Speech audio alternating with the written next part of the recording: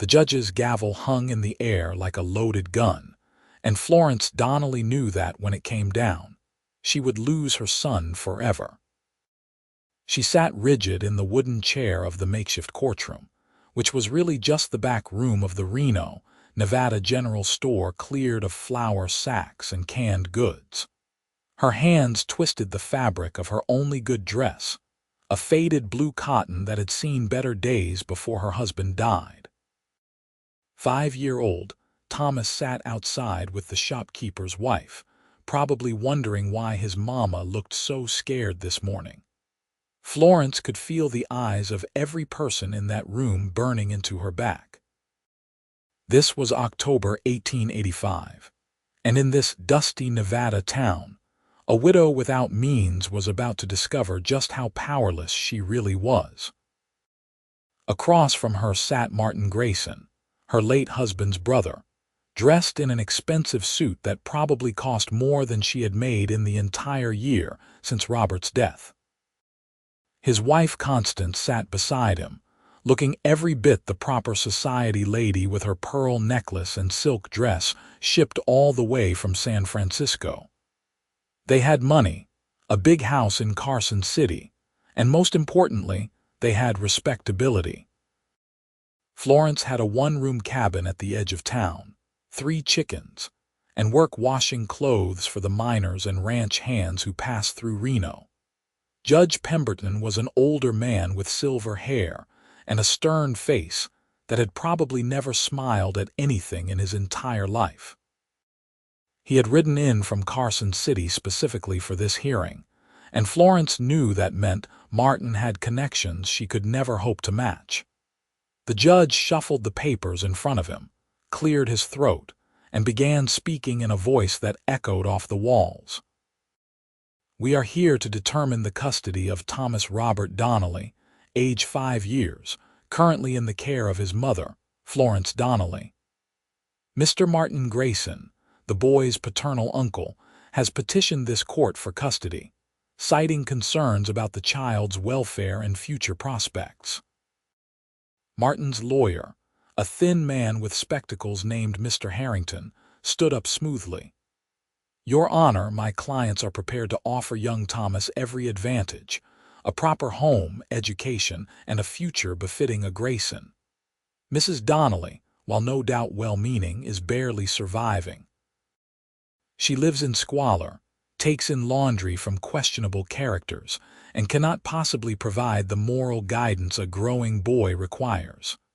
Florence felt tears prick her eyes but refused to let them fall. She had no lawyer, could not afford one. She had planned to speak for herself, to tell the judge that she loved her son more than life itself, that she worked herself to the bone to keep food on their table and a roof over their heads. But looking at the judge's face, at the expensive suits across from her, at the way everyone in this room seemed to have already made up their minds, she knew her words would not be enough. "Mrs. Donnelly," the judge said, his voice not unkind but not warm either, "do you have anyone to speak on your behalf? Any character witnesses?" She opened her mouth, then closed it. The few friends she had were other poor women, widows and washerwomen whose words would carry no weight. The miners she worked for were transient, here 1 week and gone the next. She was about to shake her head when the door to the room opened. Everyone turned to look. A tall man stepped inside, and Florence recognized him immediately even though he had never spoken more than a handful of words to her. Jake Edwards was a cowboy who worked at the Double R Ranch about 10 miles outside of town. He came into Reno once a week to pick up supplies, and for the past 6 months, he had been bringing his shirts and work clothes to her for washing. He always paid on time, always tipped his hat politely, and always seemed to linger just a moment longer than necessary when picking up his clean laundry. He was probably in his late 20s, with dark hair that curled slightly at his collar and eyes the color of whiskey in sunlight. He wore clean denim pants, a pressed shirt, and a leather vest with his hat in his hands. There was dust on his boots that suggested he had ridden hard to get here. "Apologies for the interruption, Your Honor," Jake said, his voice steady and respectful. "I am Jake Edwards. I would like to speak on behalf of Mrs. Donnelly, if the court will allow it." Judge Pemberton frowned. "And what is your connection to this case, Mr. Edwards?" "I have known Mrs. Donnelly for the better part of a year. I can speak to her character and her capabilities as a mother." Jake did not look at Florence, keeping his attention fixed on the judge. Martin Grayson leaned over to whisper urgently to his lawyer. Mr. Harrington stood up quickly. "Your Honor, this is highly irregular. We were not informed of any witnesses." "I was not informed either," the judge said dryly. "But this is not a formal trial, Mr. Harrington. If Mr. Edwards has relevant testimony, I will hear it. Proceed, Mr. Edwards." Jake stepped forward, his boots making soft sounds on the wooden floor. He stood in the space between Florence and the judge's makeshift bench, and for the first time since entering he glanced back at her. Something in his eyes made her breath catch. It was not pity, it was determination. "Your Honor, I am a working man. I have been employed at the Double R Ranch for 3 years now. Before that, I worked cattle drives from Texas to Montana. I know hard work, and I know honest people when I see them. Mrs. Donnelly is one of the most honest, hard-working people I have ever met." "That is very touching," Mr. Harrington interrupted. "But hard work does not put food on the table or provide education for a child." "If you would let me finish," Jake said, his voice hardening slightly. The lawyer sat down, and Jake continued. "Mrs. Donnelly does put food on the table. Every week when I come to town, I see her at the market buying fresh vegetables, eggs, milk. I see her son, Thomas, and he is healthy, happy, and well cared for. His clothes are clean and mended. He is polite. He is learning his letters because his mother sits with him every evening teaching him, even after she has worked all day. And how would you know what she does every evening?" Constance Grayson spoke up, her voice dripping with insinuation. Florence felt her face burn with shame at what the woman was implying, but Jake did not even flinch. "Because the cabin where Mrs. Donnelly lives is on the route I take when returning to the ranch. I pass by around dusk most days. I can see through the window, and I see a mother and son at their table with books and a slate. I see a boy being raised with love and attention, not handed off to servants and tutors. My clients do not hand their responsibilities to servants," Mr. Harrington said coldly. "Your clients do not have children of their own," Jake shot back. "Which makes me wonder why, after 5 years of showing no interest in Thomas, they suddenly want custody now." The room went silent. Florence stared at Jake's back, shocked. She had wondered the same thing, but had not dared voice it. Martin and Constance had barely acknowledged Thomas when Robert was alive. They had not come to the funeral. They had not offered help during the awful months after, when Florence had been sick with grief and struggling to survive. It was only 2 months ago that the legal papers had arrived. Judge Pemberton leaned forward. "That is an interesting question, Mr. Edwards. Mr. Grayson, perhaps you would care to address it." Martin stood up, his face red. "We were not aware of the dire circumstances my nephew was living in. When we learned that Florence was working as a laundress, living in poverty, we knew we had to act in the boy's best interest." "And how did you learn this?" the judge asked. There was a pause.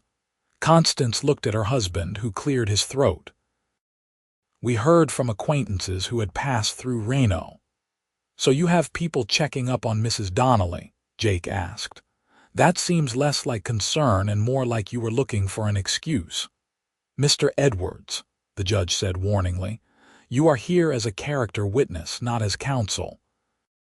Keep your questions to yourself." "Yes, Your Honor, I apologize." Jake squared his shoulders.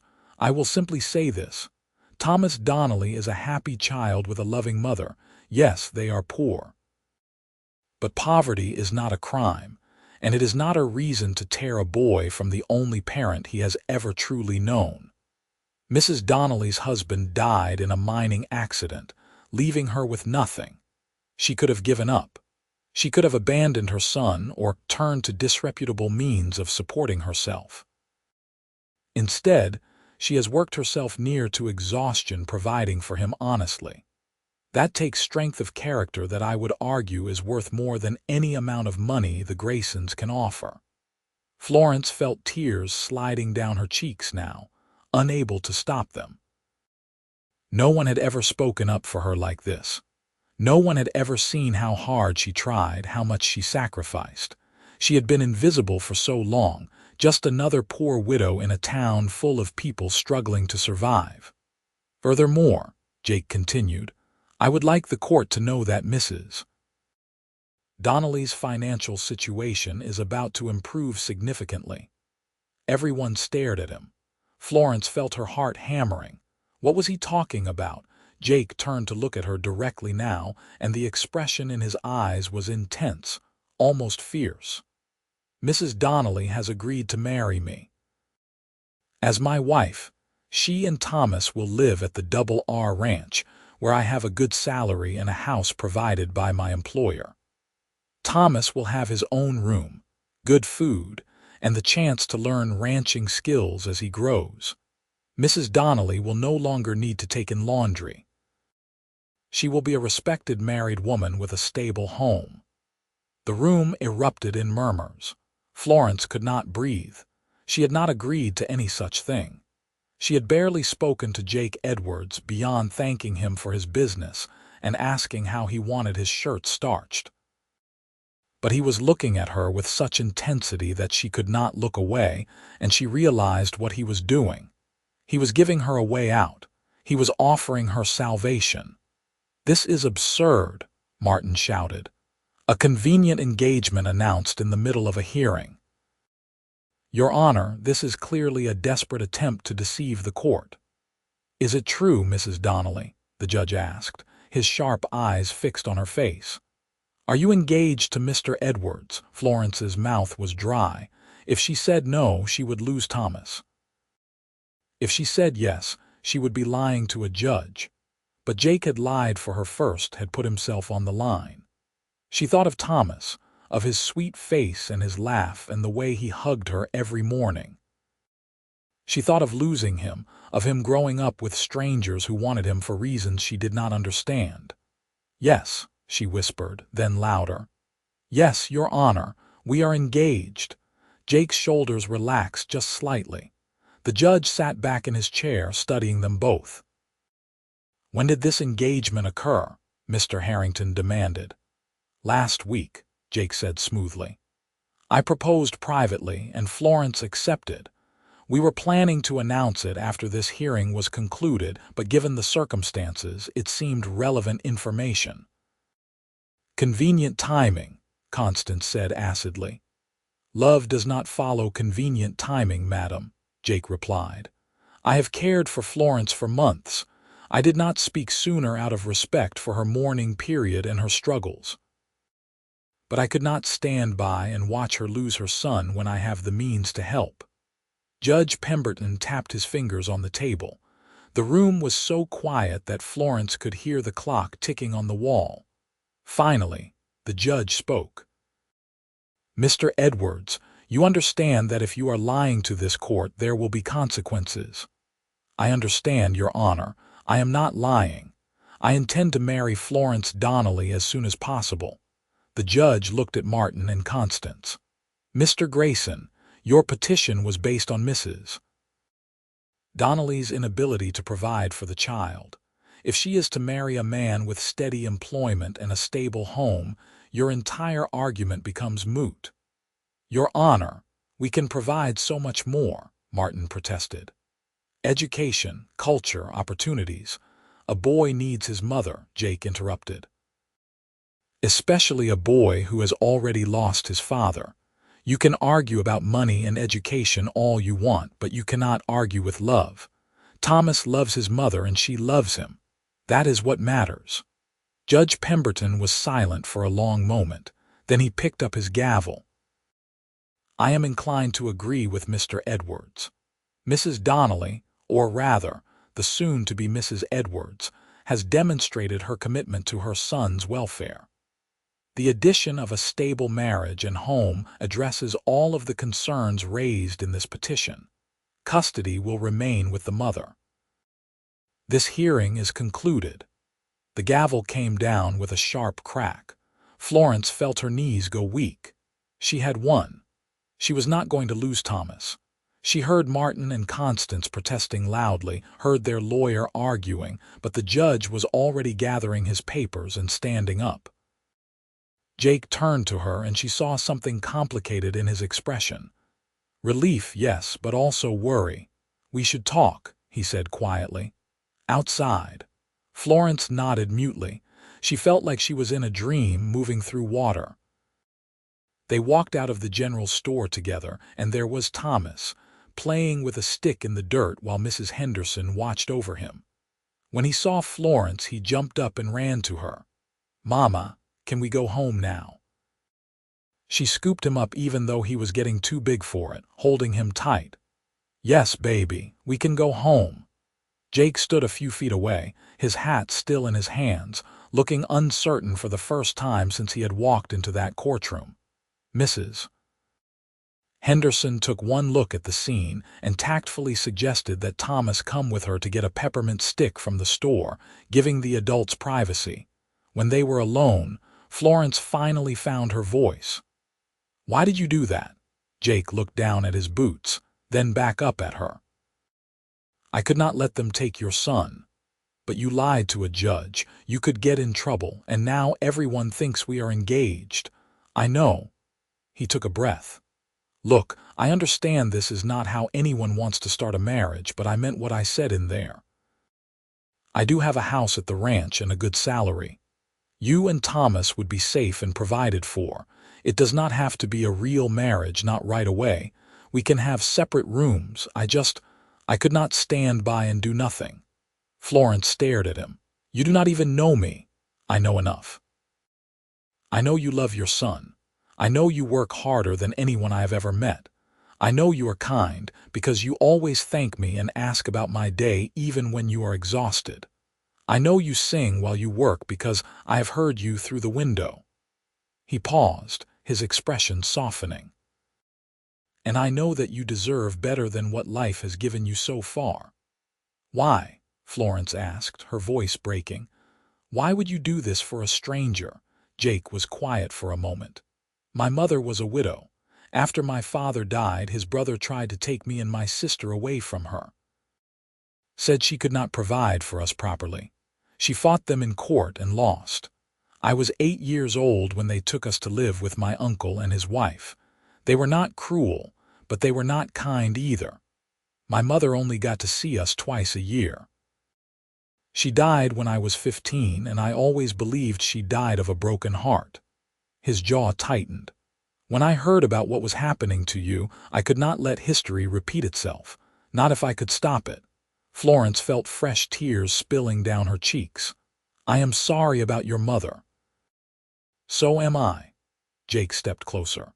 "Look, I am not asking you to love me. I am not even asking you to be a real wife to me, not unless you want to. I am just asking you to let me help you and Thomas. We can figure out the rest as we go."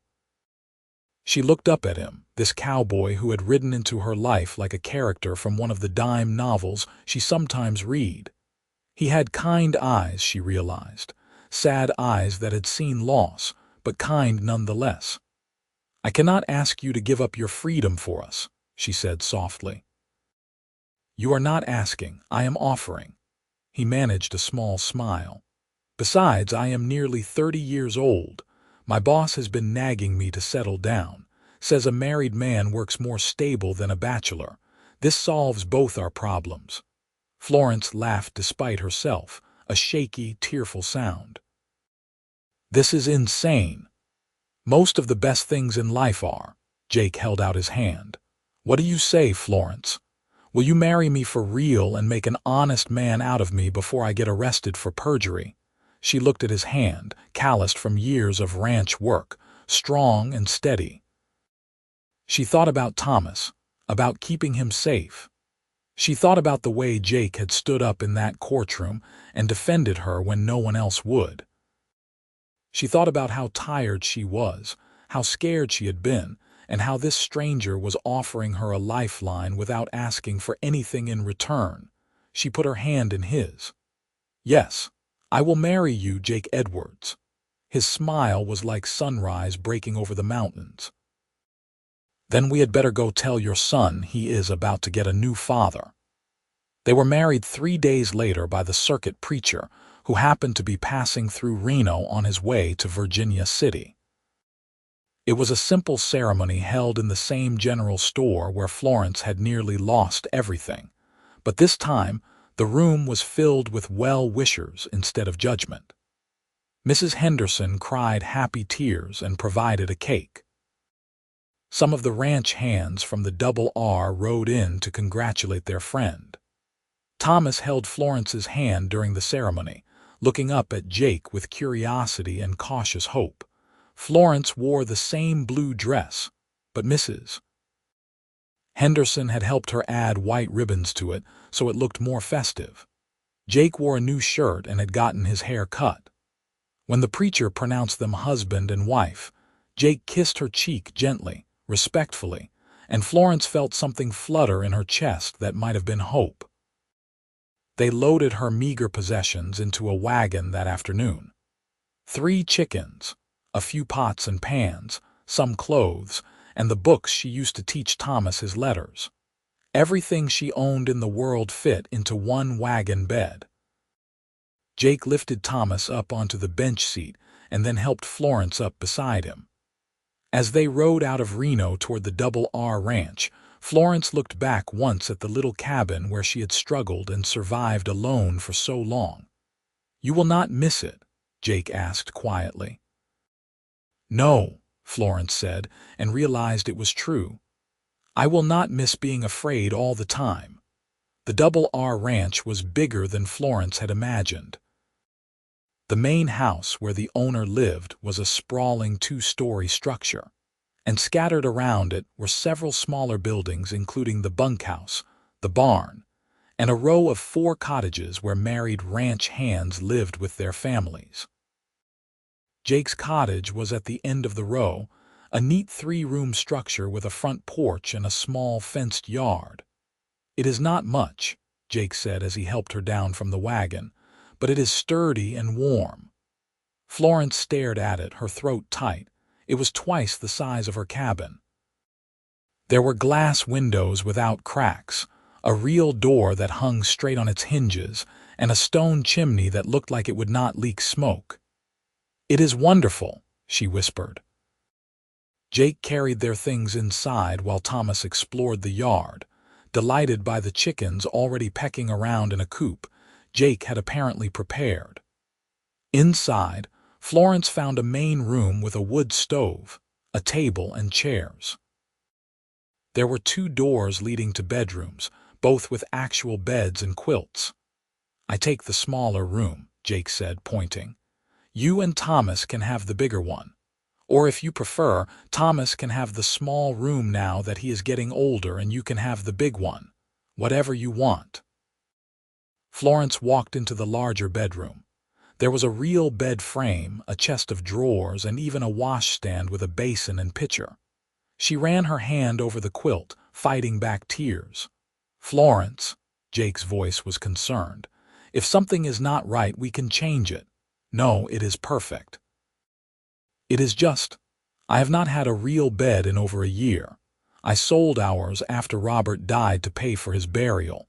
Thomas and I have been sleeping on a straw mattress on the floor." She heard Jake's sharp intake of breath, but when she turned to look at him, his expression was carefully neutral. "Well, you have a real bed now, both of you do." That night, Florence made dinner on the wood stove while Jake showed Thomas around the ranch. She found the kitchen stocked with supplies that she knew Jake must have purchased just for them: flour, sugar, coffee, salt, beans, bacon, eggs, milk. More food than she had seen in one place since before Robert died. She made a simple meal of fried eggs and beans and biscuits, but it felt like a feast. When they sat down to eat, Thomas chattered excitedly about the horses he had seen, and the chickens and the ranch dogs that had licked his face. Jake listened patiently, answering questions and smiling at the boys' enthusiasm. Florence watched them together and felt something warm bloom in her chest.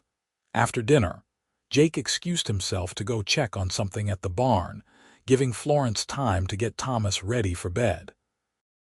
She tucked him into the smaller bedroom, which Jake had clearly prepared with a child in mind. There were wooden animals on the dresser and a braided rag rug on the floor. "Mama," Thomas said sleepily, "I like Jake." "I am glad, sweetheart." "Is he my papa now?" Florence hesitated. "He is your stepfather. That is like a papa, but different. Can I call him papa? You will have to ask him, baby. Now go to sleep." She kissed his forehead and left the door cracked open, then went to sit at the table in the main room. Jake came back in a few minutes later and they sat in awkward silence for a moment. "Thomas is asleep," Florence finally said. "Good. He must be exhausted."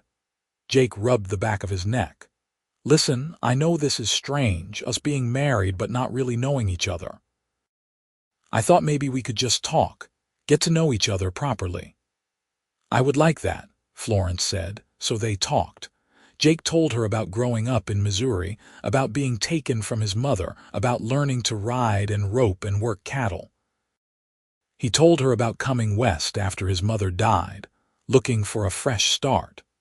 He had worked on ranches in Kansas and Colorado before ending up at the Double R 3 years ago.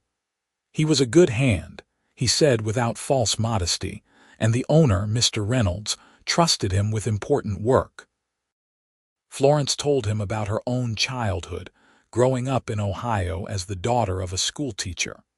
She had married Robert when she was 19, full of dreams about their life together. They had come west seeking opportunity, and Robert had found work in the silver mines near Reno. When Thomas was born, Florence had been so happy she thought her heart would burst. Then Robert died in a cave-in when Thomas was 4, and her whole world had shattered. "The mine gave me $50, she said quietly. "That was what my husband's life was worth to them, $50. It was gone in 2 months between the burial and trying to keep us fed. That is when I started taking in laundry." Jake reached across the table and took her hand. It was the first time he had really touched her since the brief kiss at their wedding, and his hand was warm and strong around hers. "You will never have to do that again," he said. "I promise you, Florence, you and Thomas are safe now." She looked down at their joined hands and felt tears prick her eyes again. She had cried more in the past week than she had in the entire year before. "I do not know how to thank you." "You do not need to thank me. Just be happy. That will be enough." Over the next few weeks, they settled into a routine. Jake woke before dawn to go work with the cattle and horses, while Florence kept the house and took care of Thomas. She cooked meals that felt lavish after so long scraping by, and she mended Jake's clothes and washed his shirts like she used to, except now it felt different. More personal, more like caring for family. Thomas thrived. He followed Jake around whenever possible, learning to feed the chickens and collect eggs, learning the names of the different horses, learning to tie basic knots. Jake was patient with him, kind but firm, and Florence could see her son blossoming under the attention of a father figure. As for Florence and Jake, they were cautious with each other, polite, friendly. They talked during meals and in the evenings after Thomas went to bed. Jake never pushed for more than she was willing to give, never tried to enter her bedroom or demand his rights as a husband. He was a perfect gentleman, and Florence found herself relaxing around him, laughing at his stories, sharing her thoughts and fears. but she also found herself noticing things about him. The way his eyes crinkled when he smiled, the strength in his hands when he lifted Thomas onto a fence rail, the sound of his voice when he sang while working in the yard, the way he always made sure she and Thomas ate first before taking his own plate. One evening, about a month after their wedding, Florence was washing dishes while Jake sat at the table repairing a bridle. Thomas was already asleep. It was peaceful, domestic, and Florence realized she felt content in a way she had not felt since before Robert died. "Jake," she said softly. He looked up. "Yes. Why have you never married before? A man like you, I would think you would have had plenty of opportunities." He was quiet for a moment, his hands stilling on the leather. "I suppose I was waiting for the right person, and I was afraid." "Afraid of what?" "Of ending up like my uncle and aunt. They were married, but there was no love there. It was a business arrangement, a social obligation. They lived in the same house but led separate lives. I always thought if I married, I wanted it to be for love. I wanted what my parents had before my father died." He looked at her directly. "But then I met you, and I realized that maybe love can grow. Maybe it does not have to be there from the start." Florence's heart was beating fast. "What are you saying?" Jake set down the bridle and stood up, crossing to where she stood by the washbasin. He stopped a respectful distance away, not crowding her, but close enough that she could see the golden flecks in his brown eyes. "I am saying that I think I am falling in love with you, Florence. It has been growing since the first day I brought my laundry to your door, and you smiled at me even though I could see how tired you were. It grew every time I rode past your cabin and saw you teaching Thomas, or heard you singing, or watched you bargaining at the market to stretch every penny. And it has been growing faster every day since you came here. The way you laugh at my bad jokes, the way you make this little house feel like a home, the way you are with Thomas." He paused. "I know you may not feel the same way. I know this marriage was not your choice, not really. But I wanted you to know how I feel." Florence could not breathe. She stared up at him, her hands wet and soapy, her heart pounding against her ribs. She thought about the past month, about how easy it had been to live with Jake, how natural it felt. She thought about the way her heart lifted when she heard his footsteps on the porch at the end of the day. She thought about how she had started watching for him through the window, how she had started putting extra care into cooking his favorite meals, how she had caught herself staring at his hands, his shoulders, his mouth. "I think," she said slowly, "that I might be falling in love with you too." Jake's expression transformed. Hope and joy flooded his face, making him look years younger. "Really, really. I did not expect it. I thought I would never feel this way again after Robert died. But you are different. You are kind and patient, and you make me feel safe. You make me feel seen. And I look forward to seeing you every day, to talking with you, to being near you." She took a shaky breath. "I am afraid, though." "Of what?" He reached out slowly, giving her time to pull away, and took her wet hands in his. "Of losing this. Of something going wrong. I lost Robert so suddenly, and it almost destroyed me. If I let myself love you and then lose you too, I do not think I could survive it." Jake squeezed her hands gently. "I cannot promise that nothing will ever go wrong. Life is unpredictable, and we both know how fast things can change. But I can promise that I will do everything in my power to stay safe, to come home to you every night, to be here for you and Thomas. And I can promise that every day we have together, I will do my best to make you happy." Florence felt tears sliding down her cheeks again, but these were different tears. Happy tears. That is all anyone can promise. "Is it enough?" Jake asked softly. Instead of answering with words, Florence rose on her tiptoes and kissed him. It was their first real kiss, and it was nothing like the chaste peck at their wedding. This was full of longing and hope, and the tentative beginning of something real. Jake's arms came around her, pulling her close, and Florence melted into him, letting herself feel safe and wanted and loved for the first time in so long. When they finally pulled apart, both breathing hard, Jake rested his forehead against hers. "So, is that a yes?" Florence laughed, the sound bright and free. "Yes, you fool. It is a yes." That night, Florence moved her things into Jake's room, and their marriage became real in every sense of the word. They were shy with each other at first, tentative, but there was tenderness and care in every touch. Jake treated her like she was precious, and Florence let herself be vulnerable in a way she had not been since Robert's death. Afterward, lying in Jake's arms in the darkness, listening to his heartbeat under her ear, Florence felt something settle in her soul. She was home. The next months passed in a blur of happiness. Winter came to Nevada, cold but not unbearable in their snug cottage. Jake taught Thomas to ride on one of the gentler ranch horses, and the boy took to it like he was born in the saddle. Florence made friends with the other ranch wives, women who welcomed her into their community without judgment.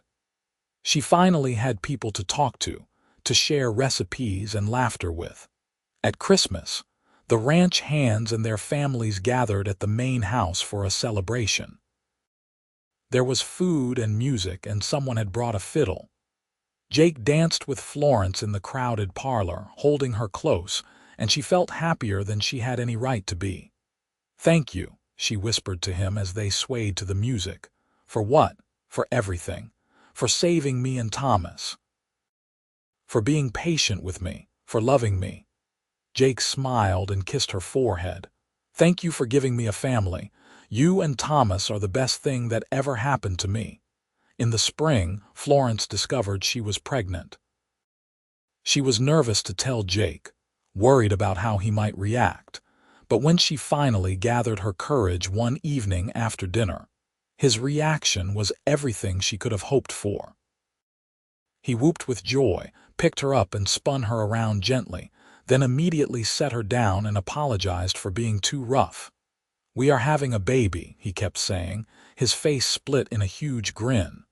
"We are having a baby." Thomas was excited too when they told him. "I am going to be a big brother," he announced to anyone who would listen. The pregnancy progressed smoothly.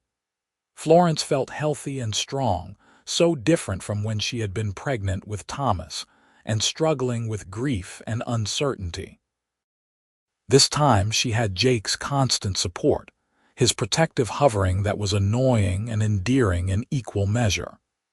He barely let her lift anything heavier than a dishcloth, and he took over most of the chores without complaint. In October, exactly a year after the custody hearing that had brought them together, Florence went into labor. The ranch sent for the midwife from town, and Jake paced outside the bedroom for hours while the women worked.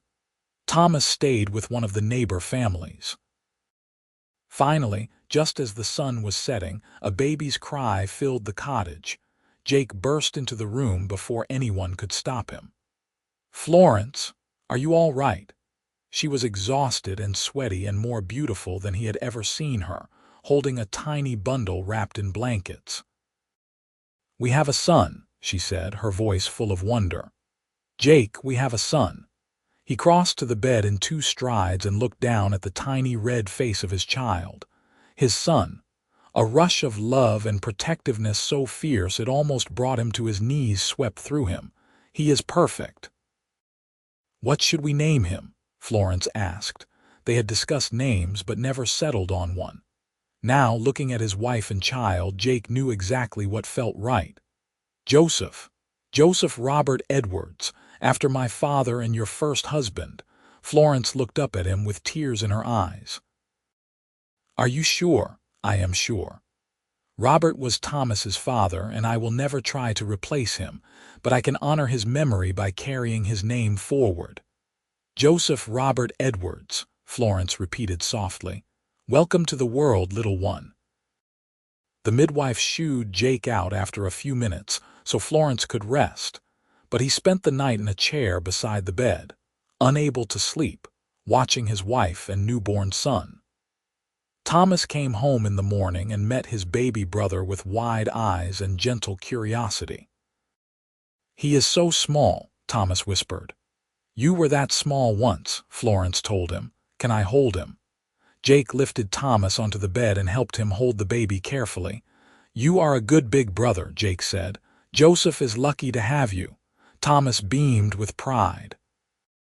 As Florence recovered from the birth and they adjusted to life with an infant, Jake marveled at how much his life had changed in 1 year. From a bachelor cowboy with no family to a husband and father of 2. It was everything he had never dared to hope for. One evening when Joseph was about 2 months old, Jake came home from work to find Florence sitting in the rocking chair he had made for her, nursing the baby while Thomas practiced his letters at the table. The sight made his chest tight with emotion. This was his family, his home. Florence looked up and smiled at him, that special smile she saved just for him. "Good day." "Better now," he said, crossing to kiss her. He ruffled Thomas's hair. "How are those letters coming?" "Good. I can write my whole name now. Want to see?" Jake sat down with Thomas to admire his work, and Florence watched them with soft eyes. She thought back to that terrifying day in the courtroom, when she had been sure she would lose everything. She thought about Jake walking through that door like an answer to a prayer she had not even known how to pray. She thought about how scared she had been to marry a stranger, and how that stranger had become the love of her life. "Jake," she said softly. He looked over at her. "Yes, love. I never told you properly. Thank you for speaking up that day. Thank you for defending me when no one else would. Thank you for saving us." Jake stood and came to her, kneeling beside the rocking chair. He took her free hand in his and kissed her knuckles. "You do not need to thank me. You and Thomas saved me just as much as I saved you. I was lost before I found you, Florence. I was just going through the motions of living. You gave me purpose. You gave me love. You gave me everything that matters." "We saved each other then," she said, her eyes shining. "We saved each other," he agreed. They stayed like that for a moment, the 4 of them in the warm lamplight of their cottage. Outside, the Nevada wind blew across the plains, and somewhere in the distance, a coyote howled. But inside, there was only peace and love and the quiet joy of a family that had been forged in hardship and grown into something unbreakable. Years passed, and their family continued to grow. When Joseph was 2, Florence gave birth to a daughter they named Julia. 3 years after that, another son came, and they named him James. The cottage that had seemed so spacious when Florence first saw it became cramped with 5 people, so Jake and the other ranch hands built an addition, adding 2 more bedrooms and a proper parlor. Thomas grew into a strong young man who loved ranching as much as Jake did. By the time he was 15, he was working alongside Jake and the other hands, proving himself to be an excellent horseman and cattleman. He still called Jake Papa, and had long since stopped thinking of him as anything other than his real father. Joseph was quieter, more thoughtful, with his mother's gentle nature and his father's steady determination. Julia was a whirlwind of energy and opinions, bossy and fearless, and Jake often joked that she would end up running the ranch someday. Little James was still finding his way, but he had a gift with animals that amazed everyone. Mr. Reynolds, the ranch owner, promoted Jake to foreman when he was 35, recognizing his skill and dedication. It came with a substantial raise and even more responsibility, but Jake thrived in the role. He was respected by the men who worked under him and trusted by Mr. Reynolds to make important decisions. Florence had long since stopped looking over her shoulder, waiting for disaster to strike. The fear that had haunted her for so long after Robert's death had gradually faded, replaced by confidence and contentment. She was active in the small community, helping organize church socials and teaching some of the younger children to read. She had found her place in the world, and it was a good place. One afternoon in late summer, when they had been married for nearly 15 years, Florence was working in her garden behind the cottage when a fancy carriage rolled up to the main house. Visitors were not uncommon, but something about this carriage made her uneasy. She wiped her hands on her apron and walked around to the front of the cottage, shading her eyes against the sun. Jake came striding over from the barn, his expression concerned. "Do you know who that is?" "No," Florence said, but her stomach was churning with sudden anxiety. They watched as a well-dressed couple emerged from the carriage. It took Florence a moment to recognize them, because 15 years had added gray to their hair and lines to their faces, but when she did, her blood ran cold. "That is Martin and Constance Grayson," she said. Jake's jaw tightened. "What are they doing here?" "I do not know." Mr. Reynolds came out of the house to greet the visitors, and after a brief conversation, he gestured toward the row of cottages, specifically toward Jake and Florence's home. The Graysons started walking in their direction, followed by Mr. Reynolds. "Jake, Florence," Mr. Reynolds called out. "You have visitors." Martin and Constance Grayson looked older and tired. They stopped a respectful distance away, and Florence noticed that Constance was leaning heavily on Martin's arm, as if walking was difficult for her. "Florence," Martin said, his voice lacking all the arrogance and condescension she remembered. "Thank you for seeing us. I know we have no right to ask for your time." "Then why are you here?" Jake asked, his voice hard. He moved slightly in front of Florence, protective even after all these years.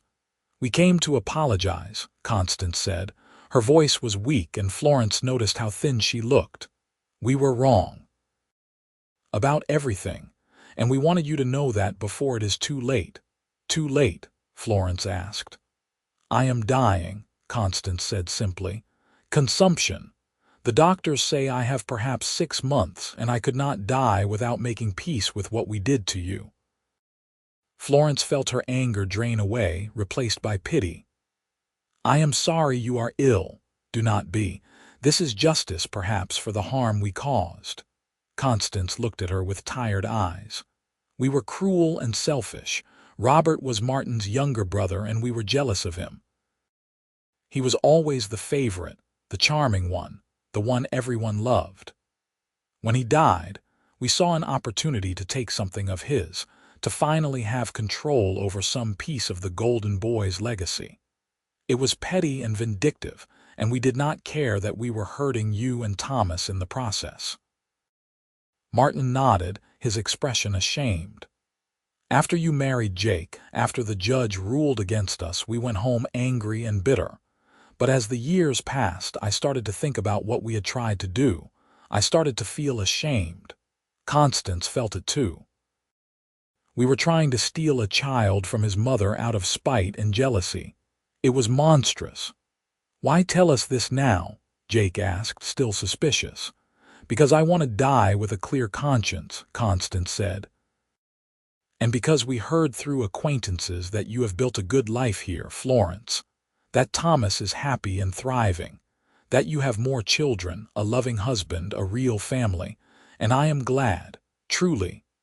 I am glad we failed to destroy that." Florence was silent for a long moment. She thought about the scared, desperate woman she had been 15 years ago, about the terror of almost losing Thomas, about the years of struggle before Jake had come into her life. These people had tried to take everything from her, but they had failed. And now they stood before her, asking for forgiveness. She looked up at Jake. He met her eyes, and she could see that he would support whatever decision she made. The choice was hers. "I forgive you," Florence said quietly. "Not because you deserve it, but because I do not want to carry anger and bitterness anymore. I have too much good in my life to waste energy on grudges." Constance's eyes filled with tears. "Thank you. You are more gracious than we ever were. There is one thing you should know," Florence added. Thomas does not remember you. He was so young when all of that happened, and we never told him the full story. He knows his father died and that Jake became his stepfather, but he does not know about the custody hearing. He just thinks of Jake as his papa.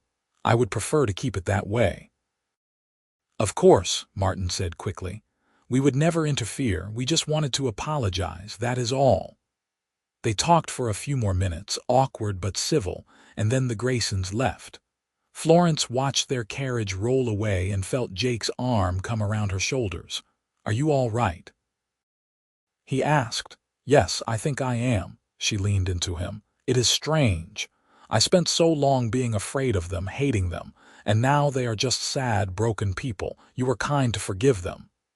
It was easier than I thought it would be, because they did not win, Jake. They tried to destroy my life, but instead they pushed me toward you. In a way, I should thank them. If not for their cruelty, I might never have found you. Jake kissed the top of her head. Everything works out the way it is supposed to, I suppose. Do you believe that? I have to. Because if I do not believe that, then I have to believe that all the pain and loss we both went through was meaningless. I would rather believe it was all leading us to each other. Florence turned in his arms and kissed him properly. I love you, Jake Edwards. I love you too, Florence Edwards. That evening, the whole family gathered for dinner as usual. Thomas was there with his new wife, a rancher's daughter from a neighboring spread. Joseph and Julia and James chattered about their days. The table was crowded and noisy and full of life. This was what Florence had fought for, what Jake had given her the chance to have. A family, a home, love.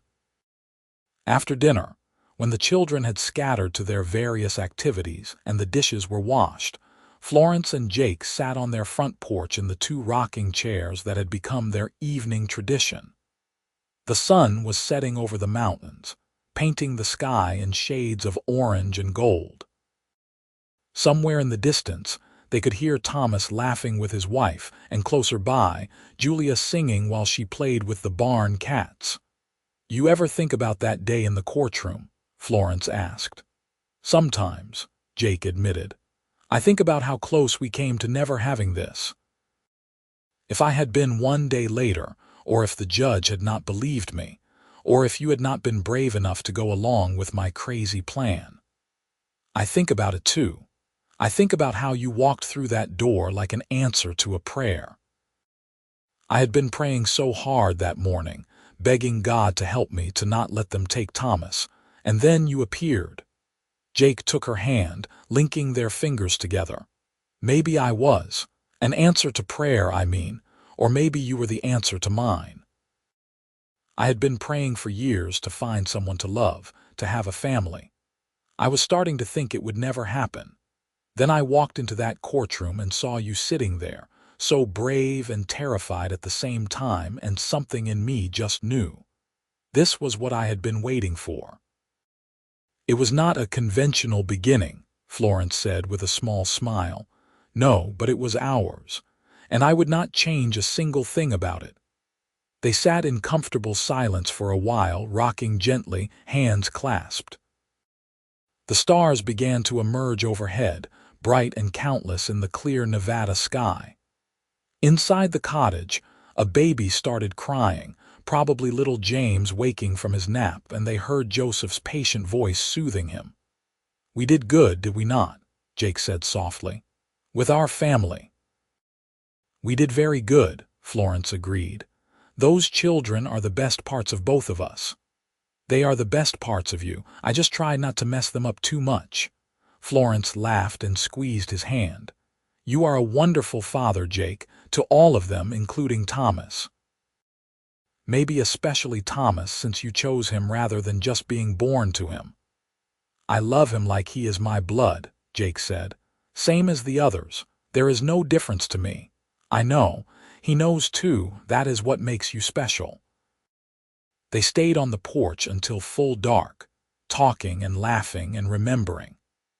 They talked about the early days when they had been so uncertain with each other, about the moment they had realized they were falling in love, about each of their children's births and first words and funny moments.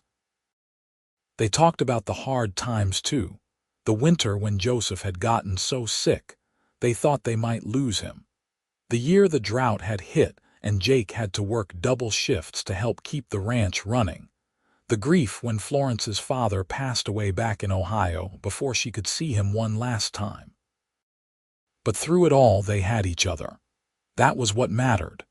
They had built this life together, brick by brick, day by day, and it was solid and true. Eventually they went inside. Jake banked the fire while Florence checked on the children. Thomas had long since gone home with his wife to their own small house on the ranch property.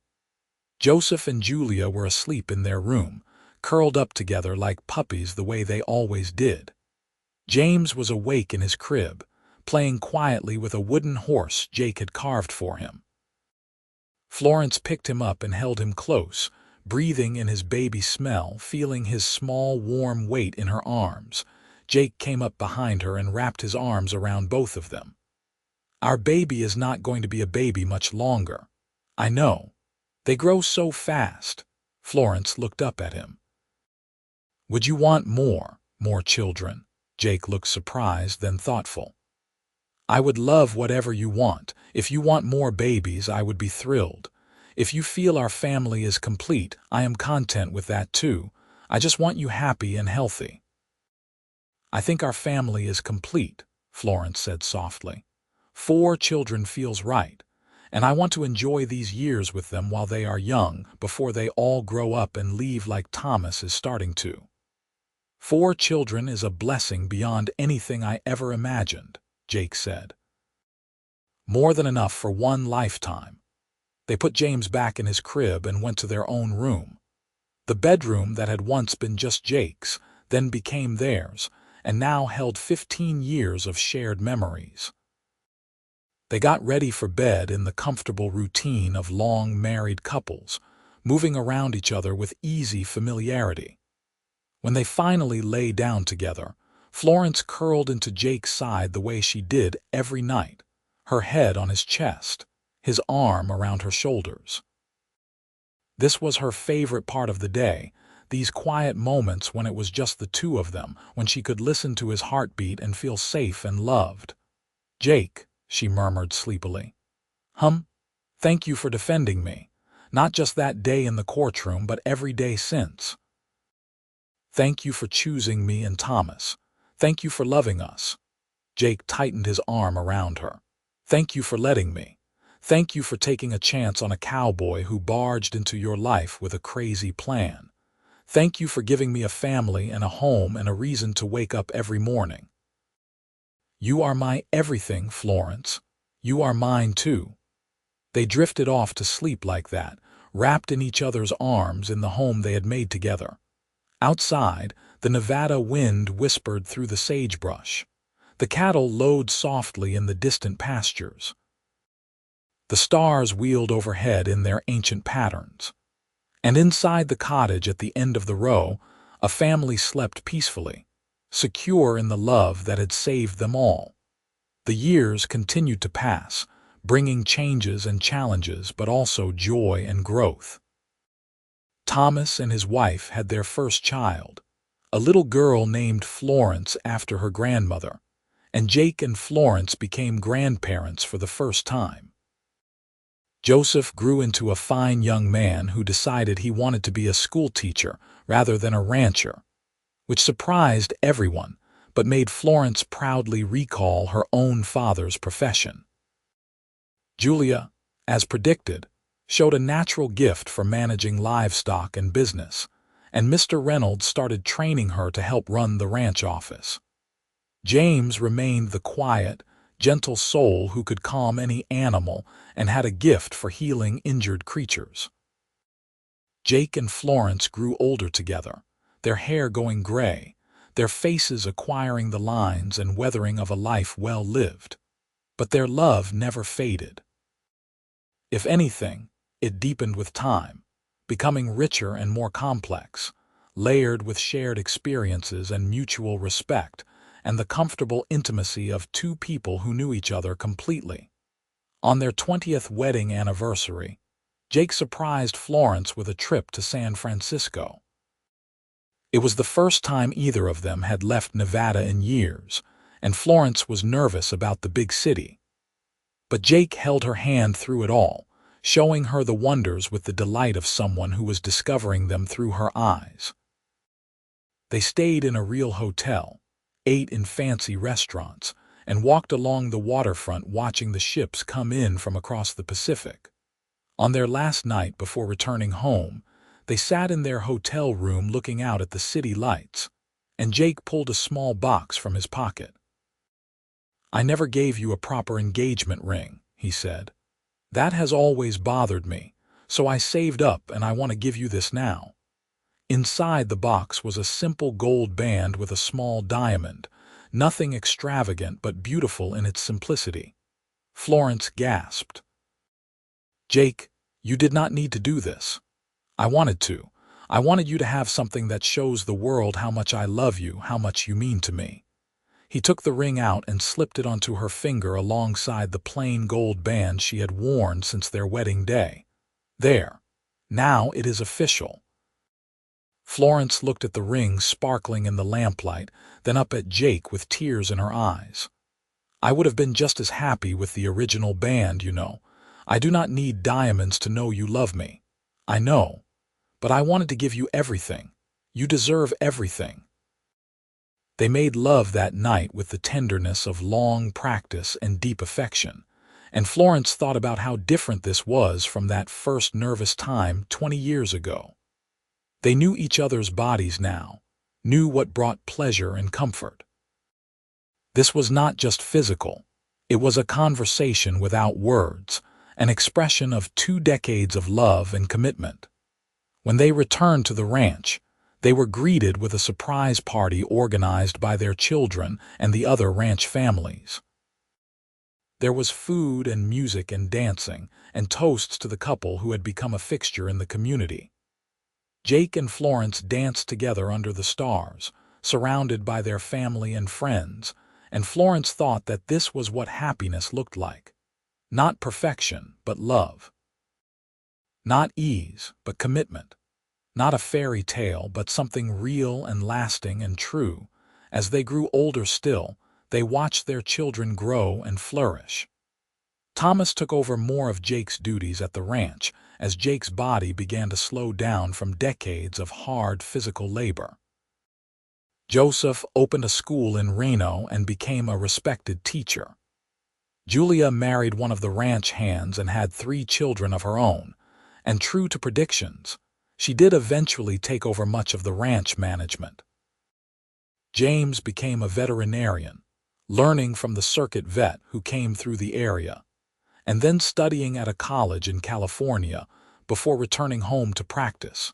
Florence's health remained strong, and she continued to be the heart of their family and their community.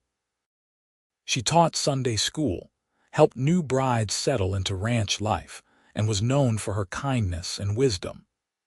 People came to her with their problems, knowing she would listen without judgment and offer practical advice rooted in her own experiences.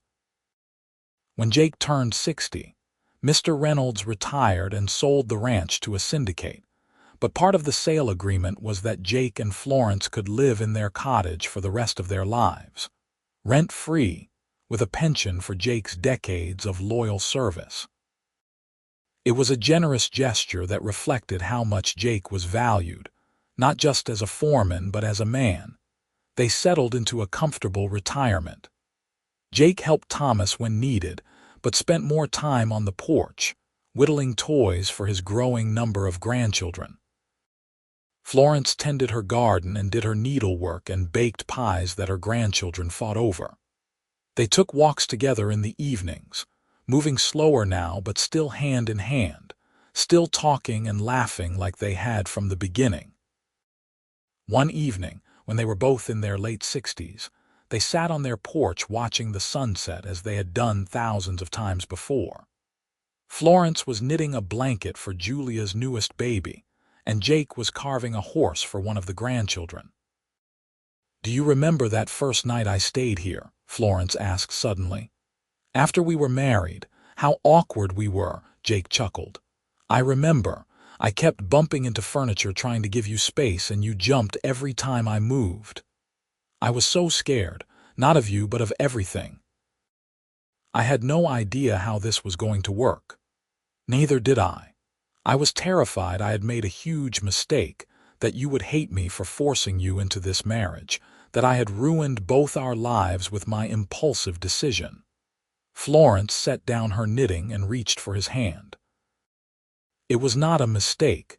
It was the best thing that ever happened to me too." Jake squeezed her hand gently. "You know what I think about sometimes? I think about how many little choices led us to each other. If I had not taken that job at the Double R, if I had not needed my shirts washed, if I had not happened to ride past your cabin that day and seen you teaching Thomas, if I had not heard about the custody hearing, any one of those things could have gone differently and we might never have met. Fate," Florence said softly, "or God's plan, or just luck. Whatever it was, I am grateful for it every day." They sat in silence for a while, comfortable and content. The sun sank lower, painting everything in shades of gold and amber. In the distance, they could hear their grandchildren playing, their laughter carrying on the evening air. "Florence," Jake said quietly, "yes. If you had to do it all over again, knowing everything that would happen, would you still say yes? Would you still marry me?" Florence looked at him, at the man who had saved her and loved her and stood by her for over 30 years. She thought about everything they had been through together, the joys and the sorrows, the struggles and the triumphs. She thought about the life they had built, the family they had created, the love they had nurtured and grown. "I would say yes 1,000 times," she said. "In every lifetime, in every universe, I would choose you, always." Jake's eyes were bright with emotion. "I love you, Florence Edwards, more today than yesterday and less than tomorrow. I love you too, Jake Edwards. Thank you for speaking up for me. Thank you for defending me when I had no one else. Thank you for being my hero. You were your own hero. You just needed someone to remind the world of that." They kissed, soft and sweet, a kiss that held 3 decades of love and devotion. And as the sun finally set and the stars emerged, they remained on their porch, 2 people who had found each other against all odds and built something beautiful and lasting and true. The years rolled on, and eventually, as it does for everyone, the time came for their story to draw to a close. Jake passed away peacefully in his sleep at the age of 73, with Florence holding his hand. He had lived a full, rich life surrounded by love, and he left the world knowing he had made a difference, that he had saved a woman and her child and gained everything that mattered in return. Florence mourned him deeply, but she was sustained by their children and grandchildren, by the memories of their beautiful life together, and by the knowledge that their love would endure beyond death. She lived another 5 years, long enough to see great-grandchildren born, long enough to pass on her stories and wisdom to the next generation. When Florence finally passed away at 78, surrounded by her family, her last words were simple. "I am coming, Jake. Wait for me." They buried her beside him in the small cemetery on a hill, overlooking the ranch where they had built their life together. The whole community turned out for the funeral, because Florence and Jake Edwards had touched so many lives, had been examples of what love and commitment and kindness could achieve. Their children and grandchildren continued to thrive, carrying forward the legacy of 2 people who had found each other in the most unlikely of circumstances and created something that would last for generations. Thomas, who had grown up to be a fine man and a loving father himself, stood at his mother's grave and thought about how different his life could have been if not for a cowboy who had walked into a courtroom and spoken up when no one else would. "Thank you, Papa," he whispered, though Jake had been gone for 5 years. "Thank you for saving us. Thank you for being my father." And somewhere in whatever comes after, Jake and Florence were together again. Their love story had begun in desperation and courage, grown in patience and kindness, flourished in commitment and trust, and endured beyond death itself. It was not a perfect story because life is never perfect, but it was real and it was true and it was beautiful. And it all started with a cowboy who could not stand by and watch an injustice, who defended a woman at a custody hearing, and who found love in the most unexpected place. It started with a simple choice to speak up, to do the right thing, to offer help to someone who desperately needed it. And from that choice grew a family, a legacy, and a love story that would be remembered and treasured for generations to come.